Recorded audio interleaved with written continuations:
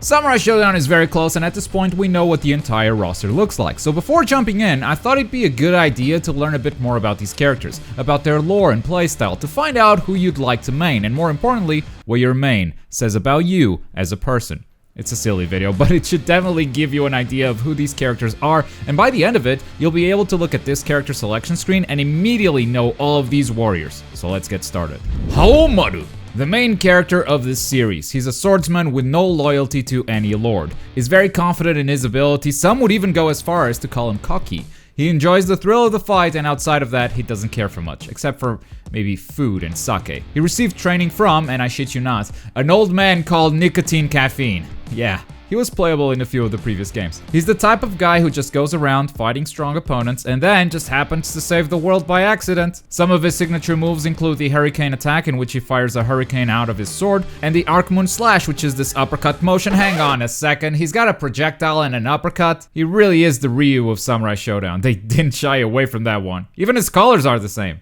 So if you're a Haohmaru main, what does that say about you? You don't really have the patience to look for a main. I mean, he's the main character of the series, so he'll probably be fine, right? Nakoruru! Sometimes she fights with a wolf, sometimes she fights with an eagle. In Samurai Shodown 2019, we're getting the eagle version. Nakoruru is a calm and gentle character, a bit shy and adorable. She cares for her friends, she cares a lot for nature, and believes it can be protected without killing others, so she often looks for non-violent solutions whenever possible.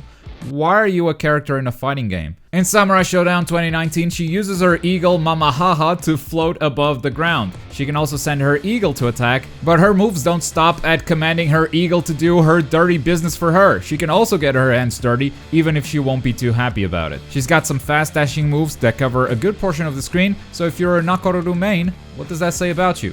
Someone call the cops! We have a lolly lover in the Genjuro, a samurai that killed his family as a kid. He never met his father, since his mother was a prostitute. One day, he did kill one of her clients who was being a bit rough on her, which mom didn't like, so she decided to attack him. He killed her in retaliation, but the mom left a scar on his back as she cursed him. He carries that scar and curse to this day. He trained with Nicotine Caffeine as well, so he learned swordsmanship next to Haohmaru, but in the end, his dark beliefs just led him through a different path. He believes that those who are weak don't even deserve to live, and because of this difference of opinion, he swore to kill his teacher and Haohmaru someday, for their soft and naive views on swordsmanship. And also apparently Haohmaru reminds him of the man her mother was with when he killed her, so that's convenient. His special moves are direct references to Japanese cards known as Hanafuda. As to why, well, maybe his father never taught him how to play cards and he thinks this is how poker goes. He's got a projectile, he's got an uppercut, and he's got a rekka. You can tell his teacher was the same as Haohmaru, but his style isn't nearly as messy. It's a lot more clean. But what does he say about you if you are a Genjuro main?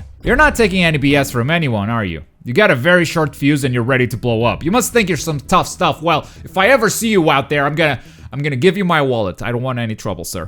Yoshitora! Not only is he a skilled swordsman, he's also the sole heir to the reigning shogun. But his interests don't really lie on politics, they lie in women and partying. So he runs away from home, refusing to become Japan's next ruler. Even though he presents himself as a slacker and a womanizer, he's actually very wise and aware of his surroundings. In battle, he uses 7 swords. 6 of them are named after women, and the last one is named after himself. So that should tell you a thing or two about Yoshitora. With these swords, he can confuse and corner the opponent, for all of them have very different abilities. He has incredible range with his heavy slashes, but can also unleash quick attacks with his smaller swords. He's got projectiles, he's got a quick draw ability where he draws and sheathes multiple swords faster than the eye can see. So if you're a Yoshitora main, what does that say about you? You think you're a playboy, but you're actually just a big slacker who wants to be cool with no effort at all. As a Yoshitora main myself, yeah, that lines up.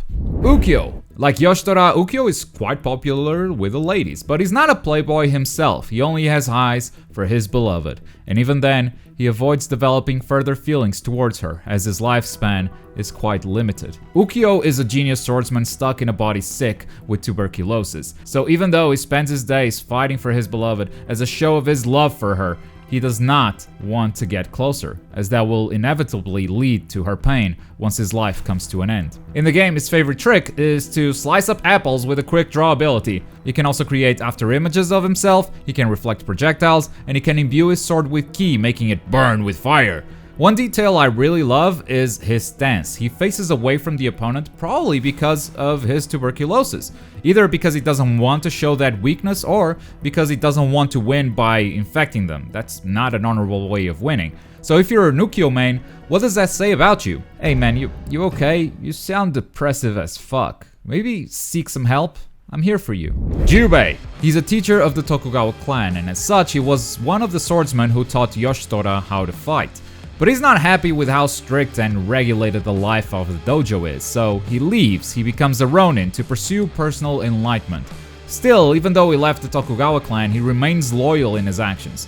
He also remained a teacher. He's good at picking up raw talent, he sees the potential in young warriors and encourages them to overcome him one day. He's an easygoing, kind man who just wants others to succeed. In the battlefield, he uses two swords to fight. He's got a grounded projectile, he's got some rapid fire pokes with both of his swords, and a dash move that turns into an uppercut. So if you're a Jubei main, what does that say about you? You're an easygoing person who just wants to see others do well, and I think we could be friends in real life. Hanzo Hattori. He's a ninja. You have a Naruto problem. Do you know there's other anime out there? Just let Boruto go. It's really not worth your time. Galford and his lovely dog, Poppy. Galford is the son of a sheriff in America, and when his father got killed, his last words to his son were, "Become strong." Galford swore to fulfill his father's last wish as he took the bullet that killed him and left his home to become a sailor. That's where he learned about the ninja from Japan and learned their ways. He took the bullet and crafted it into his own sword. He was fascinated by the stories of heroics and mysticism. He became a superhero of justice using ninjutsu. He's an optimistic and cheerful person, always in a good mood, and how could you not be when you have that adorable puppy by your side at all times? Galford can throw kunai imbued with electricity, he can also teleport directly above the enemy's head, and he can use Poppy to attack as well. Making use of his pet, he can attack an opponent from multiple angles simultaneously. But given his playstyle and personality, what does he say about you if you pick him as your main? You're probably the loudest fucker in your group of friends, but you fucking love it. You're a happy bloke and you want the world to know it. Charlotte. She is a French noble with a pretty offensive accent in the movie. He's gonna be alright, brother Haohmaru. Is he alright? I see. This is his village. When we went through the gate, his subconscious mind must have brought us here. Yeah, that's how French talk. But even though she's a noble, she prefers the company of commoners. When a series of calamities hit France, she leaves to investigate and ends up in Japan to fight the source of the evil that's plaguing her land. She's a proud woman, harsh and arrogant during fights, but at the same time, she's gentle and just loves her countrymen. In the battlefield, she's a fencer. Most of her attacks are long-range stabs. She's got this very big projectile that has a slow startup in the form of a triangle. She can even delay this projectile and keep her distance that way, and she's got a super long-range poke as well as an uppercut. So what does she say about you? You're not really into this whole samurai thing, but it's a fighting game, so I guess you'll play it. Earthquake.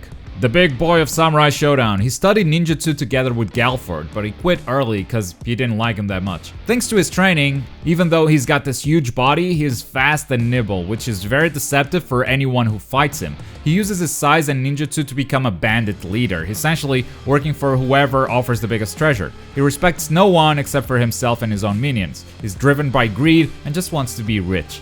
In the battlefield, you'll see him breathing fire and using the range of his weapon. He's rude, he's shameless, so if you pick him, what does that say about you? Someone bullied you because of your size when you were young and now you want some payback. Get over it. Size doesn't matter. Trust me, I have a very small dick. Shiki! From the moment she was born, she was tailored and brainwashed to be the servant of one of the series' main villains. The tattoo on her back is the means to which the villain controls her. However, when Haohmaru defeats this villain, she loses her memory of becoming a servant and just lives a normal life. This villain, however, is resurrected, and now she's hunted by his minions who just want to capture her and bring her back into his service. However, she falls in love with the man that was sent to get her back. So they team up, defeat the villain again, and she gives birth to a child.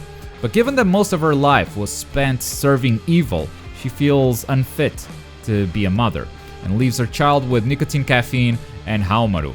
Yeah, the child is in good hands. She's a sad woman in her heart. She was never normal. She was brainwashed and manipulated ever since her birth. However, that also made her a very skilled warrior. She's incredibly fast, she's got an uppercut, she can even teleport around the stage. So if you're a Shiki main, what does that say about you? Oh, you horny mother f***.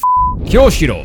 This guy is an artist. He's convinced that the people in Japan are sad because of the current state of the country, so he decides to cheer them up with his acts. He's all about spreading joy and showing his beautiful fighting art. He's bold, he's popular, and even though he's an artist, he's bored by the rigid structure of theater. So he's always searching for something new, and that's how he ends up fighting. He welcomes any new challenge, as they are but opportunities to expand his skill set. His moves are often flashy and artistic. He has a projectile that looks like a tsunami, and he can spin his weapon, spreading particle effects across the screen. So if you main him, what does that say about you? You probably love showing off, or you thought this was Jiraiya and you picked him by mistake. Tam Tam. He's the greatest warrior of his village. Once upon a time, a sacred artifact was stolen from his people, and he was the chosen warrior to retrieve it. He's brave, his fellow villagers look up to him, and he just wants peace. He just wants people to stop stealing the goddamn sacred artifacts from his village. And just like the rest of his people, he's also a religious man. He worships the gods as his savior, and knows that if he cannot protect his people, the gods will bring down their wrath.